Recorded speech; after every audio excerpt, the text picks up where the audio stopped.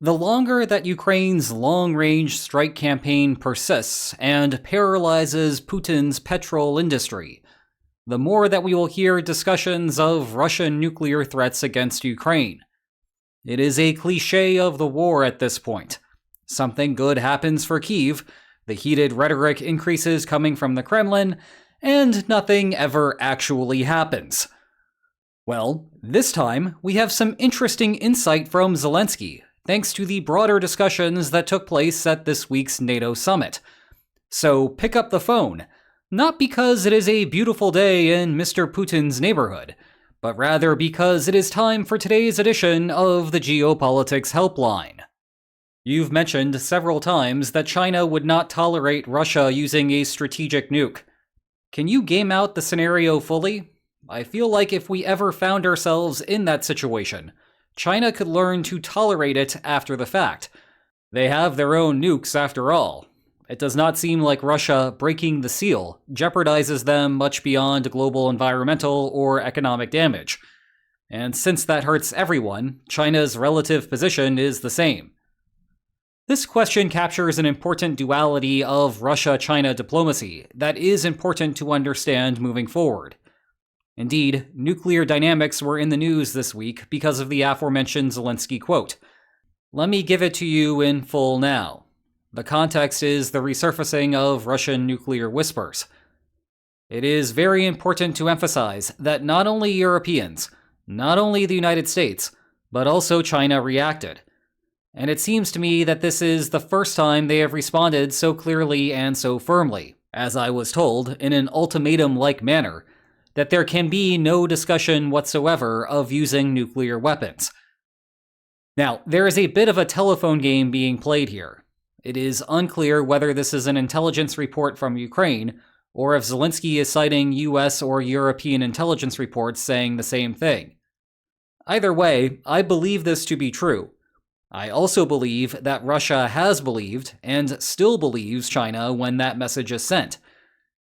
You see, we need to draw a distinction between the direction of a preference and the intensity of a preference. Direction here means whether you like something or whether you do not. Intensity means how much you like it or dislike it, compared to the cost that might be associated with taking action to intervene. We spend most of our time on this channel discussing intensity of preference, and that is where we get our favorite sign from. Indeed, for most matters, it is trivial to understand the direction of preference. The Kremlin, for example, clearly wants all of eastern Ukraine. The United States clearly wants the Islamic Republic of Japan to be no more. And yes, that is a perfectly constructed sentence. All that is left is to ask how much those parties are willing to work toward those goals, which is where cheap talk threats bear no fruit. The nuclear question between Russia and China is a matter of direction, though. If China would be supportive of Russia using nuclear weapons under some conditions, then she needs to tell Putin that. Otherwise, Putin might refrain from using nuclear weapons when there was a consensus supporting them. Likewise, if China would not be supportive of Russia using nuclear weapons under some conditions, then she still needs to tell Putin that, lest Putin use nuclear weapons in situations he would regret after the fact. Those are the conditions for credible communication to work, which is why cheap talk is actually useful here. The problem, as today's question posed, is that Putin cannot easily discern just how much Xi cares about nuclear use. That is now an intensity question rather than a direction one. Putin might internalize that Xi will not like it, but there is a difference between the consequences being a wag of the finger versus shutting down all bilateral trade. In turn, as the question indicated, we could run into a problem where Putin decides to try it and find out what the consequences are. Before going further, let me first note that Russia does not believe that rolling the dice like this is a good idea for the time being. But we still ought to work through the hypothetical. After all, things could change on the ground, and the gamble may appear worthwhile if the situation becomes especially poor. The common argument here is that China does not want to live in a world where nuclear weapons use becomes a casual military option. Sure, China has its own nuclear arsenal, but this is not inherently hypocritical.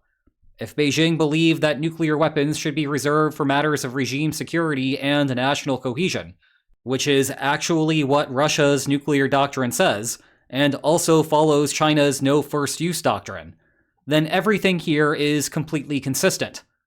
China would want the global community to punish Russia for breaking the norm, thereby preserving the norm and deterring the likes of the United States from violating it in a different context.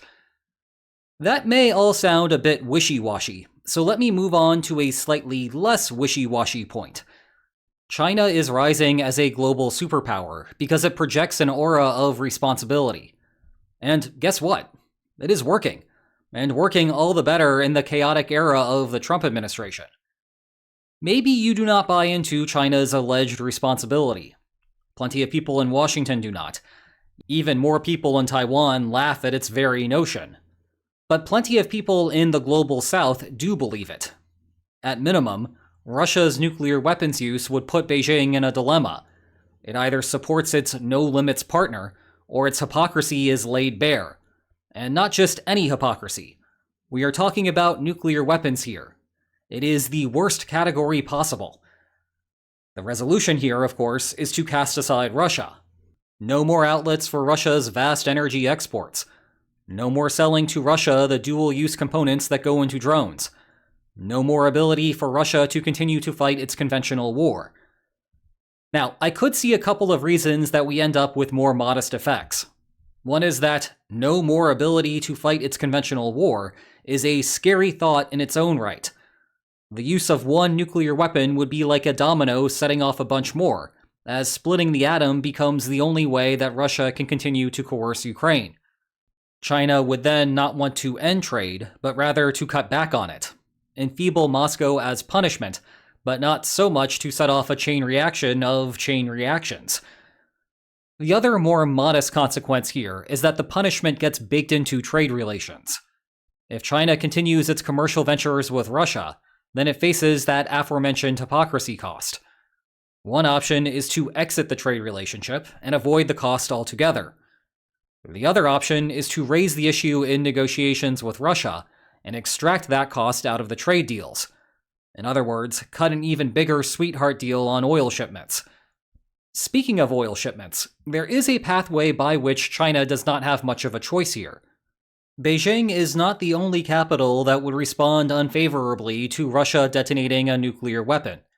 Every capital in Europe would experience a collective aneurysm. Among the clearest retaliation options is to shut down Russia's shadow fleet. Every ship coming through suddenly has to submit to insurance and safety checks. And what do you know? All of them fail. Sure, China can continue supporting Russia afterward, but to what end? If discounted goods are no longer on the menu, then there is not much left in it for you. The West would effectively be putting China in a corner and forcing it to pursue the responsible path. And that is just the tip of the iceberg of the West's economic leverage over China. There is a much larger trade relationship that the West can sink through secondary sanctions. Europe has been loath to engage in such actions so far, but the nuclear button may push the continent over the edge. Anyway, returning to the question, there is plenty of reason to be concerned that China would learn to tolerate Russia's use of a nuclear weapon, even if the whole thing frustrated Beijing. However, the West has a hand in how China will respond, and that is critical to keeping the non-nuclear norm going. Meanwhile, you are critical to keeping the geopolitics helpline going, both through your questions and your continued viewership. Check out the archive here. And if you enjoyed today's video, then please like, share, and subscribe, and I will see you tomorrow. Take care.